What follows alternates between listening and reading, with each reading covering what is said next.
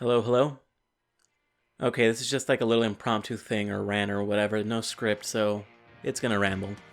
But basically, I just want to get to the point. I really don't think Sword and Shield were that bad. Okay, let me give some a little bit of context first, though. So I basically just finished the game like a couple of days ago, and I downloaded the Isle of Armor update or DLC, and I've only really played like a couple, like 2 hours of it maybe. So I thought now would be a good time, so I can just talk about the base game. Well, now this is, of course, coming from someone who's playing it in August 2020. So, yeah, let's talk about the base game of Sword and Shield. And why I don't think it's that bad, but it's not that great either, obviously. I think the biggest thing that really held it back was Game Freak themselves. They should have just shut the fuck up. They really fucked it on the on launch, because I didn't have a Switch at the time, and I thought every single generation I always get like the Pokemon game or whatever. Like a lot of people, Pokemon's my favorite. But this time they screwed up so bad that I didn't even get a Switch on launch. I got a Switch in March this year with Animal Crossing, which is another series I love. But I think that says a lot for someone who's basically, yeah, played every generation, but except Sword and Shield on launch. Every other one, I've played them on launch. This was the one where I didn't, because the backlash was so bad, and Game Freak kept lying, because, yeah, that what they said about the models and shit was a lie. Like, or at least an extremely deceiving way of putting it. Like, oh, we can't have all the Pokedex in here because we're working on new animations or whatever. And now after playing the game, I can kind of understand where some of the new animations were, but for the most part, it seems like a lot of stuff is just borrowed. Now, the new Pokemon do have great animation, I'll say that. So, but that's where I'm coming from. As someone who was so put off by the launch that I eventually got it, but later, which is a huge difference from the rest of the Pokemon games since I got those on launch. Having said that, I came in with a preconceived notion that maybe I shouldn't have my expectations so high. So that's another thing to keep in mind, that I had very tempered expectations. I know people were like super looking forward to like a console Pokemon release or whatever. That didn't really matter to me, to be honest. Even from the beginning, I grew up playing Pokemon Stadium and Stadium 2, and those were console games, and I loved those. But I still liked the GBA games and everything. So my expectations weren't super high. And also my expectations for Game Freak are complex, just because, in my opinion, a lot of the best Pokemon games are the ones not by them. Like Colosseum, XD, Mystery Dungeon, all those are a lot of the ones that they don't have as much of an influence on, so they can get weirder with it. But now that I've played Sword and Shield, I think a lot of the complaints are kind of overblown at this point. I see a lot of people are just making a bunch of videos constantly shitting on them, on Sword and Shield, and oh yes, don't get me wrong, I'll talk about some of the flaws, of course. At least I hope I will. This is incredibly rambling, but whatever. But yeah. I think the biggest takeaway for me after playing Sword and Shield is that I love certain aspects of it, but I could tell that it's rushed in other aspects. Like, the story is really weird to me. I guess before I get too much further, I'm probably going to talk a lot about X and Y as well, because that's my least favorite gen. And that's probably where I'm going to be comparing stuff to. But the story this time around is pretty standard, I guess. And you're just trying to become a champion and whatever the hell. But when it comes to the actual, like, main antagonist stories, so like with Chairman Rose, you're kind of just told, oh, don't get in the fight, you're a kid, let the adults handle this, which is kind of refreshing in some sense, just because most of the other games, it's always like a 10-year-old solving problems, but I don't really want realism in my video games. I play them to have fun, not be astounded by the reality of them. Like, the other games would be so much more realistic if Team Rocket was stopped by the police, you know, the police trainers, but that would just be a boring game, because you want to be the hero, you're a kid. You want to be like the one who stops all of them. You want to be the one that beats Giovanni. I mean, it's stupid that a kid can beat them, but it's also stupid to keep monsters in Pokeballs, so whatever. So in Sword and Shield, you're constantly told, oh, here's a big thing, Champion Leon's gonna solve it, so he goes off and you kind of go back to the gym challenge, which is really weird, because you're just constantly told things are happening, then you ignore them, then you go back to playing the game, then you get stopped again, then you get told a big thing is happening, then Leon goes and solves it, or Sonya talks to you for a bit, or whatever, until the end, where of course, again, it's up to you to save the day. But then that's just such a weird incongruency with the rest of the story, which is like, oh, don't worry, Leon's got this. He's gonna have a champion time. We'll get to the characters as well later. But yeah, and now with X and Y in particular, what I don't like about X and Y is that I think that's one of those cases where I think a Z would have really helped, because with X and Y story, is a mess, because X and Y's biggest flaw to me, and why I don't think Sword and Shield is quite as bad as people would say, is X and Y, I can hardly remember a goddamn thing.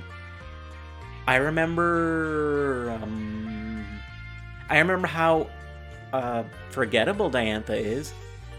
I don't remember Lysander's plan. A couple of days ago, I remembered that Xerneas and Yveltal are life and death. Whereas for like a while I was like thinking, what the hell are their themes again? Whereas with Sword and Shield, the story is honestly pretty standard as well, but there's some memorable moments to them, like the weird Pokeball guy. Swordward is very memorable to me. Those brothers are weird. Obviously the pacing is fucked, but at least it's memorable, which is my big takeaway. Like, I'm not gonna tell you it's great, but I still think it's better than X and Y, and I don't think it's falling into bad quite so much. The story does have a ton of flaws, though, like pacing and stuff like that, but what I do like about, okay, say Sword and Shield versus X and Y is a very standard gym challenge, where you beat the 8 gym leaders, then you go to the Elite Four, then you go to the champion. Again. Where Sword and Shield, it's, yes, there's 8 challengers. There's no Elite Four, which is weird. But for the 8 gym leaders, it's each a weird, different thing. So for like, what's his face? Gordy and Sword. It's like the weird, find things with the detector thing. For, what's his name? Kabu from Hoenn. It's catching Pokemon. That's kind of cool. I like that idea. And I like that these are stadiums and there's like a big theme behind it. Even the music itself is themed. Whereas X and Y is just kind of there. I think I remember Clement having the quiz thing, which Opal does too in Sword and Shield, but like it's not that themed. And at least with Opal's, though it is a quiz, you do actually get rewards or punishments for depending on your answers. Whereas with Clement, I think you just battle more trainers, if I remember correctly. Again, I really don't remember X and Y. That's a huge issue. Whereas with Sword and Shield, I remember a lot of stuff. Now, keep in mind that could be just because it's the most recent game I've played, but I mean, I'm still remembering like the towns in Sword and Shield are actually quite memorable too. However, I will say that X and Y does have some nice towns too. But again, I'm just saying this story is, it's not great. But I don't think it's as infuriating to me as X and Y, because X and Y had some weird war thing and with Az or AZ or Arizona or whatever the hell his name is. And then there's like a lot of weird vague hints towards something. Like it really could have used a Z to explain it all. Whereas Sword and Shield is mostly self-contained, but with like riddled with like the second half, like it's like the pacing is what really falls off towards the end, I think. And that's like, if I remember, some of the gyms are also kind of getting towards the end, which is bad because I really like the gyms. And so, as far as story goes for Sword and Shield, that I do think is actually kind of blah. Like, I'm not gonna, could I say it's bad though? See, this is the tough thing, because Sword and Shield are the ones where like the story is just so to me. There's still a lot of memorable things, more than X and Y, but I don't know. I guess draw your own conclusions from that.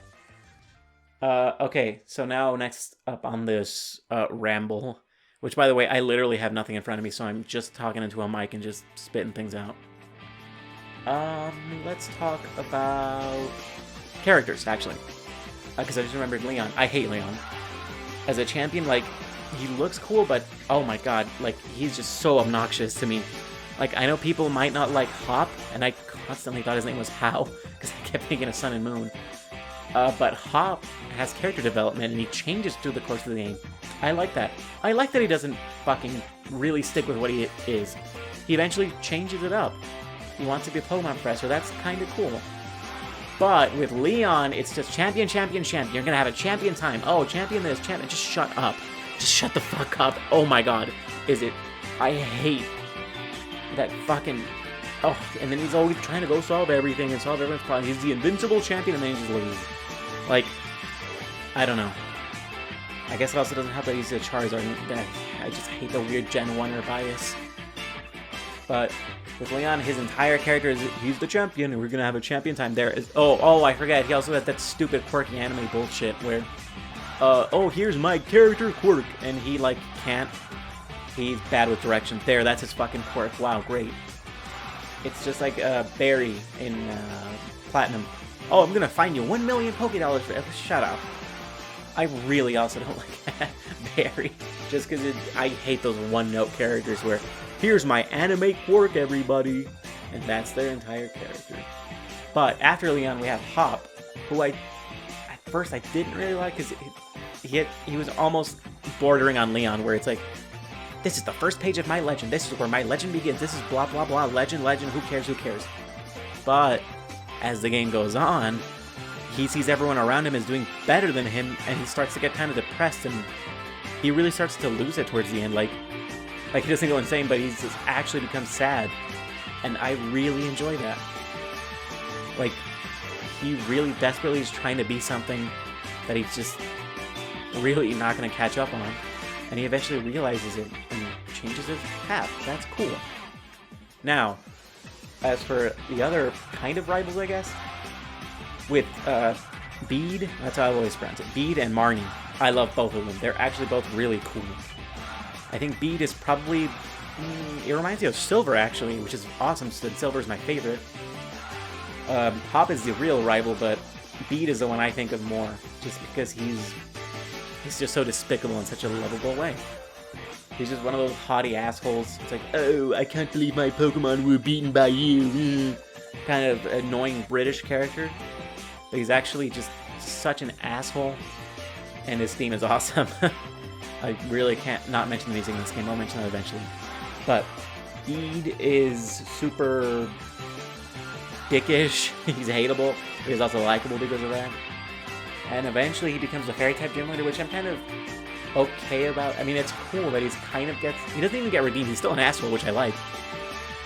But again, it's like Hawk. He wants to impress Chairman Rose or whatever. And he wants to kind of prove himself, but he does it in such a dickish way, like something Silver would have done, where Silver steals Pokemon, where Bede destroys an archaeological site, which, by the way, he doesn't really pay for it at all. Just to impress, just to get the wishing stars. Again, I really like that, because that's like something, another rival, another gem would probably have been, hey, you're me, but eventually we're going to be friends or whatever. You know, Bede's kind of an asshole the whole way through. Like, he kind of your friend, I guess, towards the end, if you can even stretch that, but he at least tolerates you. And Marnie is a little different in that she looks like a super mean, like, goth or whatever, really, like, tough punk rock, but she's actually pretty nice. Like, she's not as sweet, like, as, what's the word?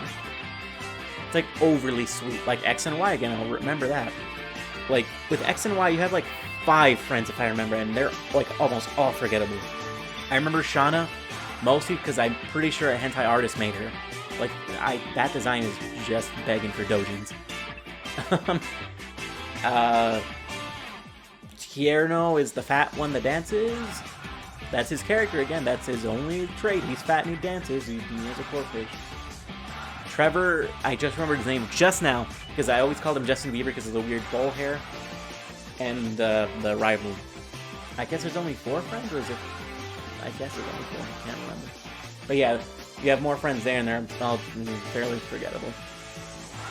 Whereas in Sword and Shield, you have Hop, who at least has some character development. Marnie, who is...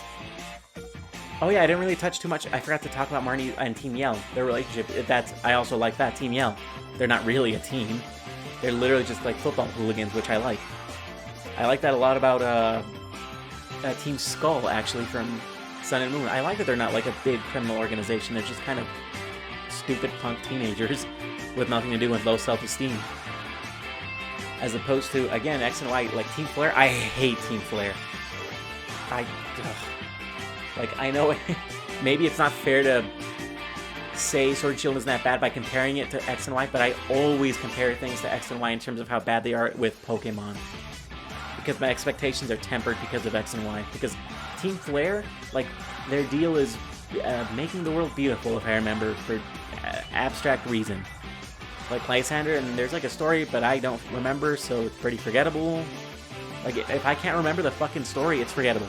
Team Rocket is a very simple thing. They're just like the Mafia, basically. They steal Pokemon, they run an illegal casino or whatever, they do shady shit. There's not that much to them, but I get them. Whereas Team Flare is fashion and I guess make the world beautiful, kind of. At least with Team Yell, like, their theme is pretty memorable. It's like that weird metal song. And they look pretty distinct too. Like, I'm not saying they're great. I like Team Skull more in terms of like teams that aren't really teams. But I honestly don't mind Team Yell, and I like that they're not really that villainous, especially towards the end when you realize they're literally just cheering Marnie on. And let's see, what other characters gone? I did not write anything, but you know what? At least this is therapeutic and cathartic, because it's not that I'm sick of saying Sword and Shield sucks, blah blah blah. Because there's a lot of bad aspects about it, but I'm not gonna say it's a bad game objectively. I think there's a lot of things that are wrong with it. Oh god, what did I even title this video? Because I'm not being...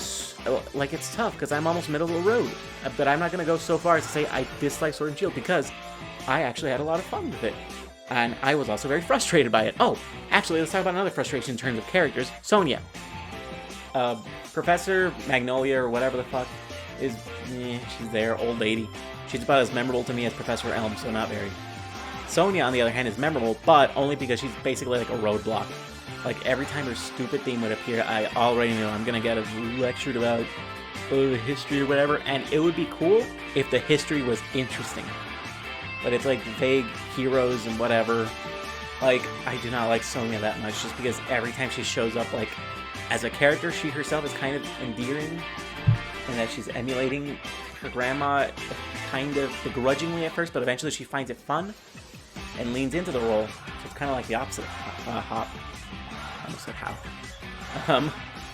But every time she appears, it's just everything grinds to a fucking halt just so she can explain some basic shit. So that's a weird character in that I kind of like a character, but every time she shows up, my dick just explodes, and it's just, it's a weird one with her. Leon, don't like her. Gym leaders, in general, I love, actually, in this gen. They might be some of the most memorable of all. I love pretty much all the gym leaders, just because they each have their own, like, little story, and they have, like, their own little card. Like, for a lot of the other gym leaders, you don't know shit. Like, some are cool and some aren't. I think... Jeez, which... Actually, all the gyms... Like, the gym leaders usually have a little bit behind them, but it's not much.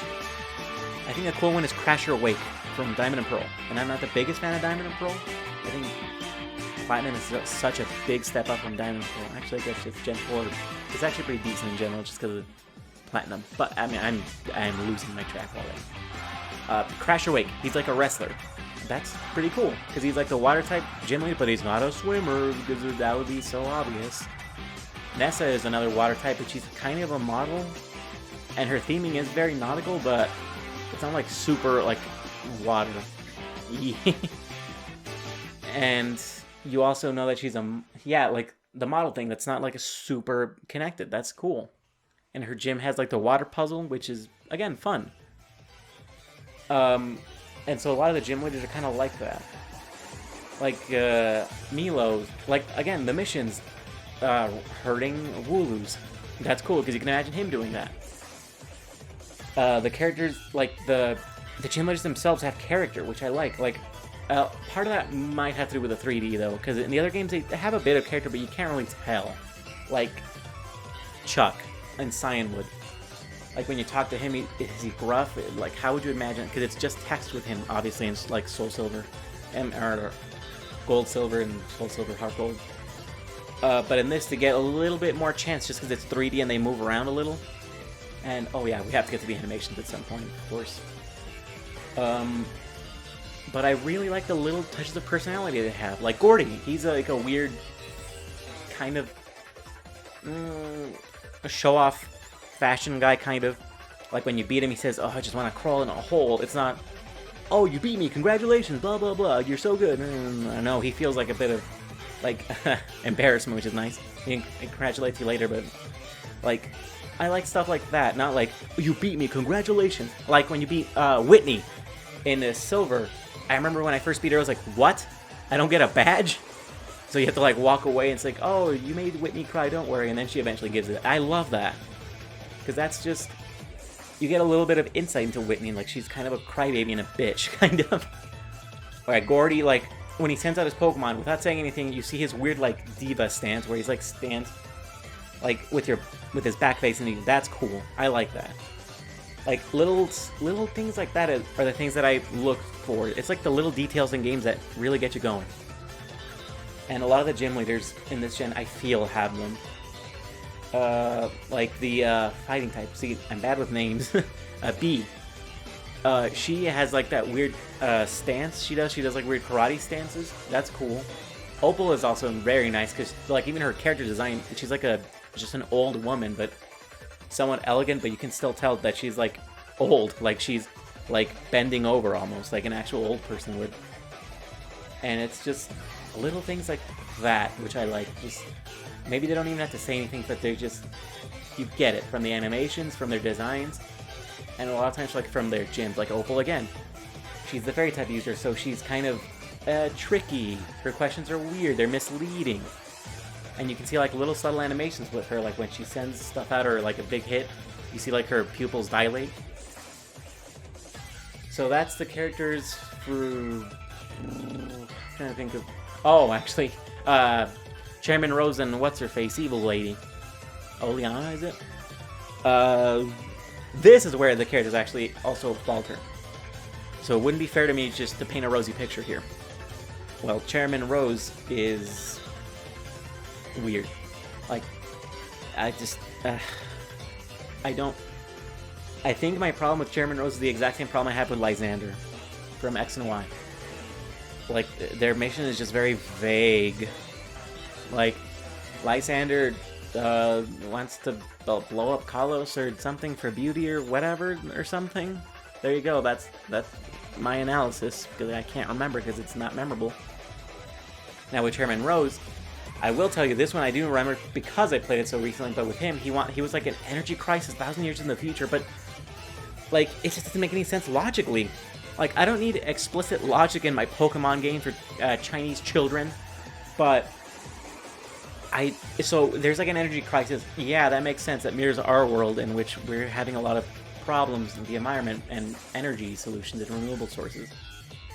But with him, there's an explicit scene where he's asking Leon for help, and Leon basically says, "Yes, I can help you.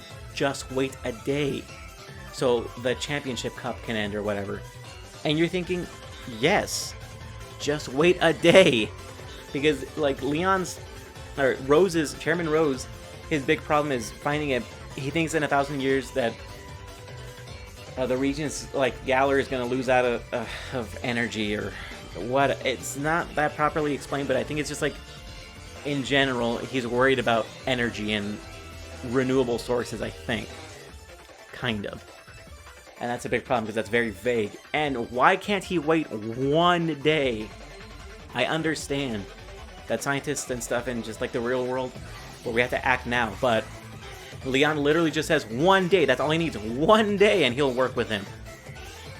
So like that big scene towards the end where Chairman Rose is, oh, it turns out he's evil, and they kind of knew.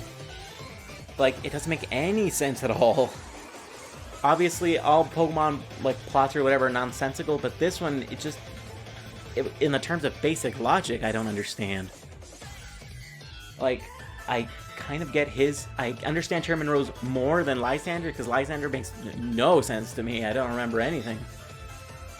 But it's not saying much, because Chairman Rose is, like, turned to villainy was basically by not being able to wait 1 fucking day for Leon to finish the cup. I don't get it. And Oleana is just kind of evil assistant lady. I wish she had a bigger role, to be honest. I think she's more interesting than Rose. So, yeah. I mean, Chairman Rose is at least beloved. So that's kind of an interesting departure. Although, Lysander's also liked by Kalos. Galar likes Chairman Rose. Chairman Rose built a lot of Galar stuff. Or Galar? That's another thing I don't know. I always said Galar. So there's that. Let's see, what other characters? I guess from characters, let's move on to the animal characters themselves, by which I mean Pokemon. And that's one of the big things I like. I really like a lot of the new Pokemon.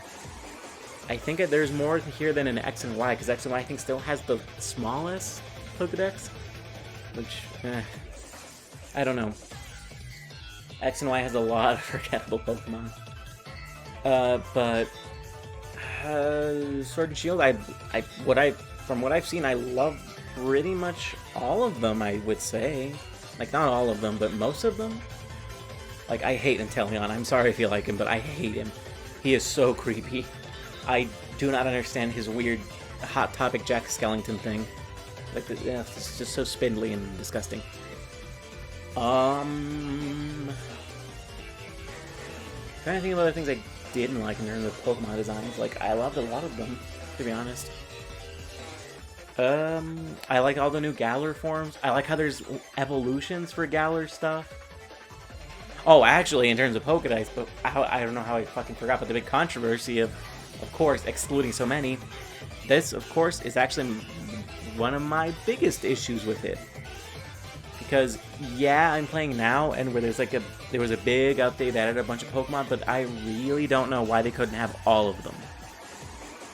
I understand there's some specific animations in, like, the camp or whatever, but really, I do not buy that.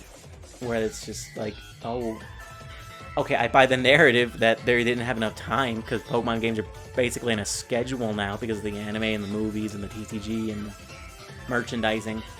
So you have to have a Pokemon game every so often, and of course it's going to have 50 different teams spread out. But I really do not understand why they didn't put way more focus on the main game itself, because the main game is pretty much where everything branches out from. It doesn't matter if you're playing a trading card or the movies, merchandise, Pokemon Go, Pokemon Masters, the new esports boring game, Pokken, they all derive from the main game. So I think that should really be the focus. And yes, I have absolutely no excuses for that Pokedex thing. I think that was a really shitty thing to do. It doesn't matter if you have like your whatever shit mons like Ladian or whatever the fuck. I think they should all be included, because why the fuck would you have a newer edition of something with less things? That's a humongous issue. You're paying the same for less? No.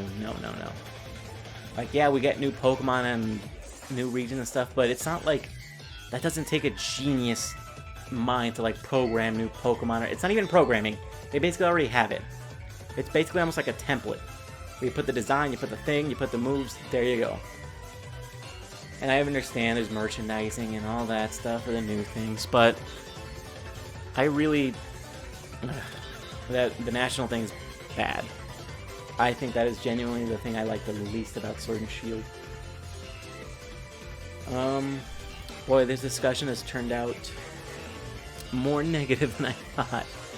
But again, I still don't think Sword Shield is as bad as people think, because it's easy to just take a still frame of the stupid Wingle or whatever and say, "Oh, this game is shit now." Whoa. Yeah, obviously that looks stupid. Although I did hear some people say that in the Pokédex, Wingle does kind of fly like that. But even so, it still looks bad. And the Ocarina trees are shit. Like, and there's even a lot of stuff that you can't really see too well on video that I think is bad. Like, the online is awful. I hate the online. Like, not the Pokemon battles or whatever, that should be fine, but the, like, Gigantamax raids, it takes so long to find people, I'd never do it. And when you have, like, a wireless, like, when you're connected to the internet, the, wild area is so, it's, like, choppy. And you can just see people, like, pop in and out, and it just looks bad and unprofessional. It just looks unfinished and unpolished. That, I think, is another thing. Another issue. However, as a positive note, I do like the wild area. Again, that's kind of a new innovative feature. Like, a big thing about this gen is that a lot of people felt it wasn't very innovative, and in a lot of senses, it wasn't. But the wild area I thought was actually a very big hit. I really like the wild area. I like the different weather, I like the different Pokemon that appear depending upon where you are over time. Yeah, it's just fun to really explore and just catch Pokemon. I mean, the core gameplay of Pokemon is why it succeeded so well into 2020. Just the core gameplay is very compelling. Catch little monsters, brace them up, evolve them, have teams, battle, whatever. And catching them, to me, is super fun. So yeah, I think the wild area, like, as a concept and an innovation, I actually welcome it. I do like it, and I love seeing the Pokemon out in the wild, but as usual with the internet, and I guess Nintendo in general, so I don't even know how much I can blame Game Freak on this, just because Nintendo has such shit online. It's bad. Like, it's so choppy, and I hate the pop-in this game in general as well. Like, with the wild area, it's bad. The graphics, I thought the in-battle graphics really weren't bad, and some of the animations are still stiff. Like, every time I use Nuzzle, it just looks awful. But, like, the Ocarina trees and stuff like that. But the actual towns and cities and the battles, like, barring, like, the weird animations, like I said, like Nuzzle, I think those look fine. It's just the wild area, which, like, again, in concept and theory, and the innovation itself, I think is welcome. But the way they went about it, I think, just looks kind of unprofessional for what is supposedly one of the greatest media franchises of all time. Alright, so I talked about the Pokédex, the Pokemon, the characters, the story. What else? I guess, in terms of what fans expected, I guess I'll talk about that. Expectations now. I guess I'll title this section. Does this even have sections? Whatever. In terms of expectations, yeah, like I said, I have low ones. Just because, I mean, I think in general, just for the Switch, I didn't really have super high expectations for the Switch. The Switch didn't really blow me away by that point. Alright, Nintendo, I'm kind of pessimistic on them. Especially after the Wii U. But yes, I think a lot of people had very high expectations just because it was going to be the first main series console game. And I guess people just thought that would automatically make a big increase. You know, and to be fair to people, it really should. Because, like, there's a lot of series that have huge increases. Like Zelda, from 2D to 3D is a huge thing. Pokemon, from Black and White, it's kind of the last 2D game. Even though it has a few 3D elements, I think we can mostly agree that it's a 2D game. And X and Y, which I think, as mean as I am, or cruel or whatever to X and Y as I am, I think that is part of the reason why I felt short in a lot of things, just because it was like a transition period to 3D. And I think people just expected more. Like, when they said they weren't using the same models, and then all the people, like, just took the models, and yeah, I mean, it's pretty obvious they're using the same ones from, like, X and Y. Yeah, they're future-proof models, but then why would you say you're making new models? Obviously, they meant Gigantamax and new models for new game, or new Pokemon. But that really, really should not prevent you from just importing the other models. Since it's clear that you did it with the other ones, why not with these? Was it too much work? What is that? I think the expectation was that we'd have everything, like, as usual. where we have everything that we had before and more. That's usually been the status quo for all of them. Like with Black and White, I know some people didn't like the fact that you were forced into the Black and White Pokedex, but then eventually got the National Dex, so it didn't matter. Now, I love that, actually. Black and White's my favorite gen, and I love that they forced you to use all the new Pokemon before you got to get your old ones. That's nice. But the thing is, you still had all the Pokemon up to that point. It doesn't matter whether or not you liked being forced to use the old ones, because eventually you could get access to all of them. With Sword and Shield, you're barred from using really specific random ones. Like, again, the Gen 1 favoritism is in full effect. It's very clear that Gen 1 is the focus of Pokemon every single time, and it's just frustrating to me, at least. I don't know about y'all, but I'm kind of tired of seeing this kind of just, oh, Gen 1's the perfect one, the poster child for everything. I don't know. So, I think the expectation of we should have everything we had before and more, I think is quite justified to me, at least. If you're going to introduce a new game, you should probably make it, you know, at least as good and better than the previous ones. But it's tough. You know, the more I talk about it, the more I realize Sword and Shield does have a lot of flaws. But even with all its flaws, I still had a very good time. Like, at the end of the day, I still really enjoyed it, and I'm still playing it. I started the Isle of Armor DLC, and it seems pretty fun to me again. It's just, I'm screwing around catching wild things. I really like that. I love the wild area. In terms of a lot of other things, like Black and White to me is still the peak of Pokemon. Some people might disagree. Some people think it's... Actually, a lot of people think it's the worst one. Or at least they used to. Maybe now with all the new memes they're saying it's pretty good. I do not like X and Y. I still think that one's the worst. So that's why I think Sword and Shield looks more favorable to me in comparison. Like, as bad as I talk about Sword and Shield, and as much as I've complained for... apparently it's been 37 minutes. I'm looking at the computer now. I still like it more than X and Y. Because I think there's some memorable things to me in Sword and Shield. The Pokemon themselves, the weird regions, the funny Britishisms. And the fact that at least the gym leaders each have cool challenges. I like the Pokedex. Well, I don't like that it's not a complete Pokedex, that I do not like. Yeah, it's rough. I don't think X, Sword, and Shield are... Though, to be completely honest with you, if I were to say that, I think... Let me further that I also say, I don't think any Pokemon game is outright, like, bad. Main series Pokemon game is bad. Like, there's, the side games, I don't know. I have a nostalgia for Pokemon Channel, but I don't think that's a very good game. Like, that one's, But, yeah, I don't think Sword and Shield is bad. I think it's, to me, I would say it's okay. I still have a lot of fun with it, but I still have a lot of issues with it. I don't dislike it as much as X and Y, but I don't think I like it as much as I would like to like it, if I'm making any sense. The more I talked about it, and the more I'm just kind of talking off the cuff here, it's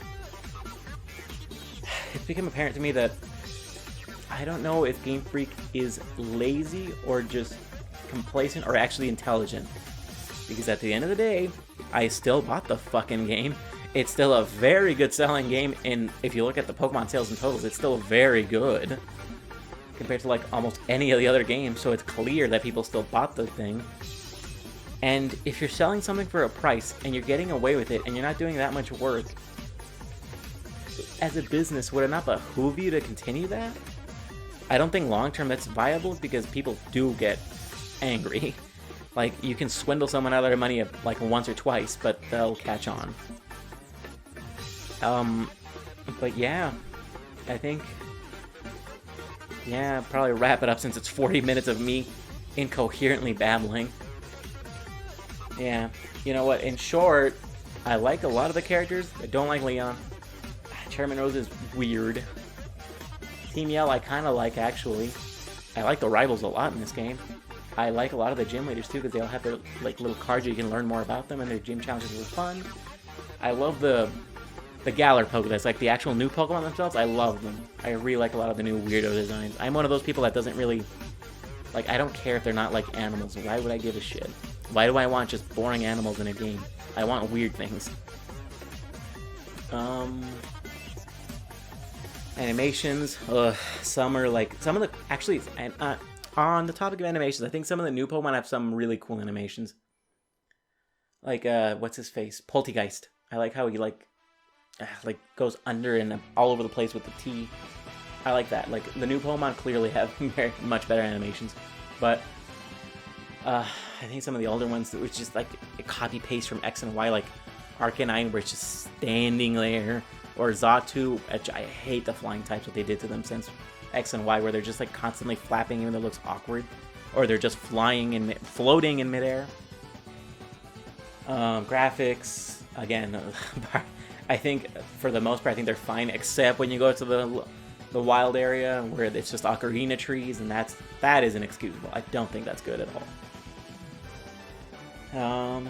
What else in this ramble did I go over? The story, that's a huge problem to me. The pacing is absolutely fucked towards the end, I think. So yeah. You know what? I was gonna title this video Sword and Shield is, or not that bad as you think, but I think I'm gonna title it something different now. I think I'm gonna title it like Sword and Shield is not bad but not good. I don't know. I still enjoy it, but that's just me enjoying the Pokemon formula and being an absolute sucker for these games. I still really like catching them all. I love breeding Pokemon. I hate that I lost some from like the national decks. Yeah, what did I say I was gonna call this? I already forgot. Sword and Shield is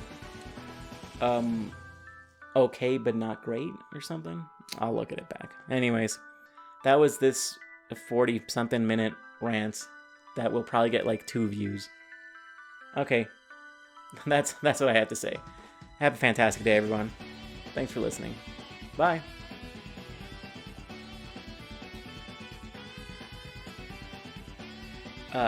Just kidding. I'm an idiot and I was rambling, but I have a few more points I forgot. Just a few that I want to bring up as well.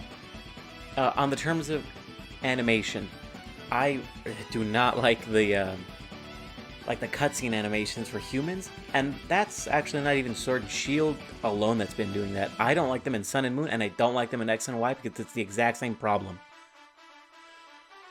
They keep using these like weird Barbie models or whatever where they're just constantly smiling, and I wish they had expressions. It's very rare that you even get to see a real expression on their faces. They're always just kind of like smiling, like when Hop is literally saying, "Oh, my life is meaningless. Oh, everything sucks. Blah blah blah," and he's just like, and he just goes back to that stupid smile. Which, by the way, Sword and Shield Gen 8 has weird smiles in general. It's too curved, in my opinion. So that's just one little thing I thought I should mention about the animation. That bothers me so much when you have like a cutscene and they're just not even emoting correctly. They're just kind of standing there, smiling. Another thing I forgot to mention really was the music. I love the music in Sword and Shield a lot. In general, I think it all works out because there's kind of a cohesive theme. The theme seems to kind of be football and sports. And like the stadiums are big and large. It reminds me of actually Pokemon Stadium itself. I have like this big audience. It's like a big amphitheater. It's fantastic. The theming works. It's a big challenge. People are there to see it. The crowd like jeers and boos and applauds. And then when you get to the last Pokemon, the gym leader music actually really kicks in, which is fantastic, which Black and White also did that too. And that's where I really just like the music in general. Hulbury Town has a great song to it. It's just very nice. It's pleasant. It's like the weird Popeyes music. That's what it reminds me of. It's like the indoors of a Popeyes, or like that weird Cajun thing music they play. But it's pleasant. And Motostoke, I love that because it has like the industrial like metal hitting and scraping sounds. And then just obviously the gym leader music and all that is just very good. I really like that. And the general battle music I thought was serviceable. Honestly, I thought that was a little bit weak. It wasn't as good, I thought, as Sun and Moon's, but it's serviceable. And the final thing I forgot to mention like an idiot was Pokemon Camp. Just camping and making curry and whatever. That's okay.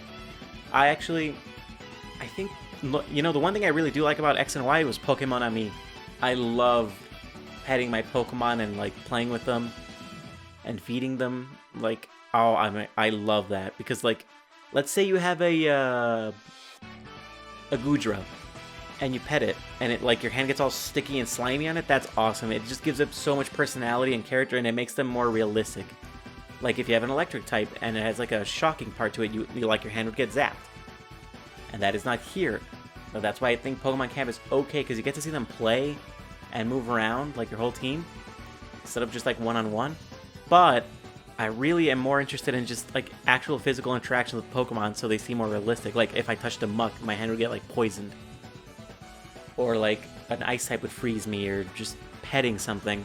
Like a Pokemon Let's Go Eevee and Pikachu, they did that really well. And another thing, I thought making curry was kind of okay. It just reminds you of the Poffin thing, really. I was never super into making like Poffins and stuff like that. Unless it was like Ruby and Sapphire, in which to like evolve Milotic or Milotic, if you prefer to pronounce it like a sickening freak. So yeah, that's my thoughts on Pokemon Camp. I thought like parts of it are fun, kind of, but I wish. Well, see, some of the new animations are actually very good. Like Carkol, I like how he like rolls around. Again, it's like the new Pokemon get very nice animations, and you see like the old ones kind of, they're like okay. So it makes, I guess that's my, because you can't really pet them as much, and you don't like get the interaction between them as you would like. But some of the new animations are very nice. But since the new animations are, well, fewer than, you know, the rest of the Pokedex, you just get to see kind of recycled things and just kind of okay animations. And as far as the curry making goes, I'm ambivalent towards it. Maybe some people really like it, but I was just kind of ambivalent. And I don't really like that it levels you, because it just makes you way over leveled for the main game, at least. It helps later on for like, just obviously just power leveling and doing other things, but I just think it kind of interferes with the main game sometimes. Oh yeah, and one last final thing that I can think of at the moment right now is, I'll just mention, my thoughts are kind of conflicted on the fact that Sword and Shield have DLC, just because I was more expecting just a different version, but DLC and a different version is honestly kind of the same thing to me. So I'm not super outraged about it, because it's just like, you get Diamond and Pearl and then Platinum, which, it's like the same game but DLC. Well, although Platinum was a big step up. It'd be more like, you get Sun and Moon, then Ultra Sun and Ultra Moon. Which, again, it's $40 and then $40. So in this case, we have $60 and then $30. So it's like a $10 increase, so it's really not that much. But I'm just going to mention it just because it's kind of hard to say what I think about it so far, just because, like I said, I barely played the beginning of the first part of the DLC, and the second part isn't even out yet. But on its face, I'm actually not tremendously angry about that. I usually get angry about stupid shit like that, like DLC. But for this, I kind of don't mind it just being Sword and Shield and then DLC for them, as opposed to Sword and Shield and then Gun, where it's just like the second version is basically the definitive one. Like, there's Diamond and Pearl are so much less complete to me than Platinum. So if you play Gen 4, just play Platinum. If you play I was gonna say 6, but of course there's no Z, so X and Y just seem unfinished. But Gen 7, Sun and Moon, just play Ultra Sun and Ultra Moon. The one where it was different was Black and White, and that's because Black and White 2 are sequels, which I liked. Again, best gen. I love Gen 5. And for this, we have Gen 8 and DLC for them, which, again, I like. It's instead of playing the exact same game over and then a little bit at the end, which is what usually ended up happening with the third version, this is something different. Now, that price point is $30, and then the game is, that's where I'm kind of like, I don't know. But at the same time, it's $30, but it's 2 packs of DLC, so we'll have to see what it basically evens out to. So I just wanted to mention that. So, like, quickie, I'm kind of in the air about it. Honestly, not that mad about the DLC thing, as opposed to a lot of other people. So, yeah, okay, I think Now, those are all my rambling thoughts that I can think of at the moment. I recorded like the thing, and then I kind of did a noise reduction filter on the first part, and then I'm just recording the second part. So hopefully I don't have to record a third part, because this is all I can think of at the moment. And I just wanted this to be like a spontaneous, after I've beaten like the base game of Sword, I just wanted to record my thoughts. So yeah, hopefully you enjoyed. Hopefully this hits 5 whole views. And again, have a good day. Thanks for listening to me whine. Bye.